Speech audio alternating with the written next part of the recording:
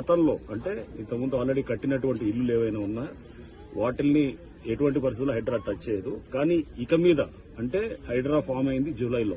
ఆ తర్వాత గనక ఏమైనా స్ట్రక్చర్స్ వస్తుంటే గనక వాటిల్ని ఖచ్చితంగా డిమాలిష్ చేయడం జరుగుతుంది. చెరువు ఎఫ్టీఎల్లోకి వచ్చి కడుతున్నటువంటివి కానీ ఇప్పుడు ఏదైతే గనక ఆల్రెడీ పర్మిషన్ లేకుండా ఉన్నవాటి గతంలో పర్మిషన్ తీసుకుని ఏమన్నా పాత డేట్స్ తోటి కడుతుంటే గనక ఓకే, దట్ ఈస్ యాక్సెప్టెడ్. కానీ బట్ ఇప్పుడు పర్మిషన్ లేకుండా వచ్చేటువంటి ఇక్కడ పర్మిషన్స్ కూడా ఇక మీద అంటే హైడ్రా ఫార్మేషన్ తర్వాత వచ్చే పర్మిషన్స్ కూడా అది వస్తే కూడా దాని మీద కూడా మేము చెక్ చేస్తాం.